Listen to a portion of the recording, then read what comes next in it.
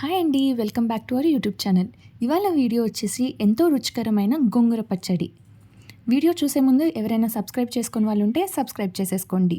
First దీనికోసం నేను 2 కట్టలు గోంగూరను తీసుకొని కాడలేం లేకుండా నీట్గా చేసుకుంటున్నానండి. మీరు కూడా వీడియోలో చూపించిన విధంగా కాడలేం లేకుండా నీట్గా చేసుకోండి. కాడలు ఉంటే టేస్ట్ బాగోదు, అందుకనే నేను కాడలు లేకుండా ఒలుచుకున్నాను. దాని తర్వాత నేను గిన్నెలోకి నీళ్ళు తీసుకొని ఇందాక ఒలిచి పెట్టుకున్న ఆకుని నీట్గా క్లీన్ చేసుకుంటున్నాను. దాంట్లో ఉన్న మట్టి అంతా పోయేంత వరకు, మీరు కూడా మట్టి అంతా పోయేంత వరకు 1 లేదా 2 సార్లు నీట్గా క్లీన్ చేసేసుకోండి. తర్వాత నేను ఇప్పుడు 1 టేబుల్ స్పూన్ జీలకర్ర, 10 నుంచి 15 ఎండుమిర్చి, కట్ చేసుకున్న టొమాటో అండ్ ఆనియన్ తీసుకున్నాను. ఇప్పుడు నేను ఈ ఎండుమిర్చిని లైట్గా వేపుకుంటున్నానండి. నేను 15 ఎండుమిర్చిని తీసుకున్నాను. మీరు మీ కారం లెవెల్స్కి తగ్గట్టు తక్కువైనా తీసుకోవచ్చు లేదా ఎక్కువైనా తీసుకోవచ్చు, అది మీ ఇష్టం అండి. ఇప్పుడు ఈ ఎండుమిర్చి వేగే సమయంకి నేను జీలకర్రను కూడా యాడ్ చేసుకొని 30 సెకండ్లు మాత్రమే వేపుకుంటున్నానండి. మరీ ఎక్కువ వేపుకుంటే కూడా జీలకర్ర మాడిపోతుంది, టేస్ట్ బాగోదు. తర్వాత ఇవి వేగించుకున్న తర్వాత కప్లోకి తీసేసుకుంటున్నానండి చల్లబడడం కోసం.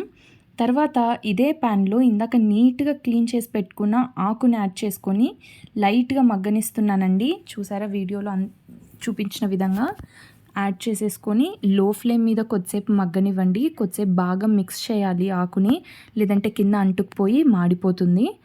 అవి లైట్గా దగ్గర పడిన తర్వాత ఒక 2 table spoons of oil add చేసుకుంటున్నానండి. చూసారు కదా, వీడియోలో ఒక 2 టేబుల్ స్పూన్స్ చాలండి, ఎందుకంటే ఆ ఆయిల్నెస్ ఉంటేనే బాగుంటుంది.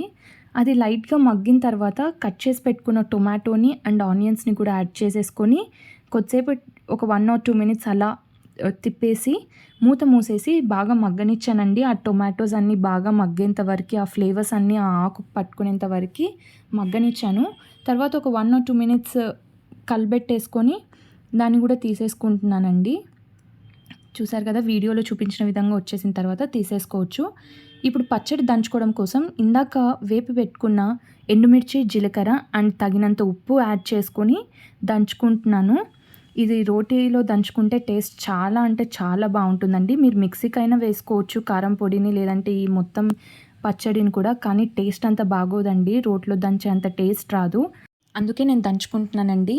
మా పిల్లలకి కూడా దంచితేనే ఇష్టం, అందుకనే ఇలా చేస్తున్నాను. ఇప్పుడు ఆ ఎండుమిర్చి మెదిగిన తర్వాత ఇందాక మనం మగ్గపెట్టుకున్న ఆకు ఉంది కదా, దాన్ని కూడా యాడ్ చేసి బాగా దంచుకుంటున్నాను.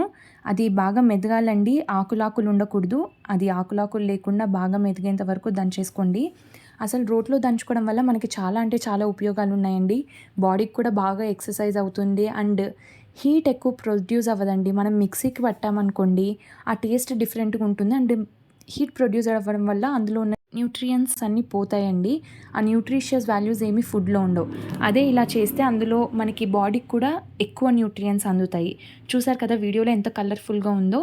ఇప్పుడు ఆ పచ్చడికి నేను పోపు పెట్టుకుంటున్నాను. అందుకోసం ఒక 3 టేబుల్ స్పూన్స్ ఆయిల్ని యాడ్ చేసుకొని అందులో వెల్లుల్లి, 2 ఎండుమిర్చి అండ్ ఒక రెమ్మ కరివేపాకుని యాడ్ చేసుకొని కొద్దిగా జీలకర్రను కూడా యాడ్ చేసుకొని పోపు పట్టేసుకుంటున్నాను.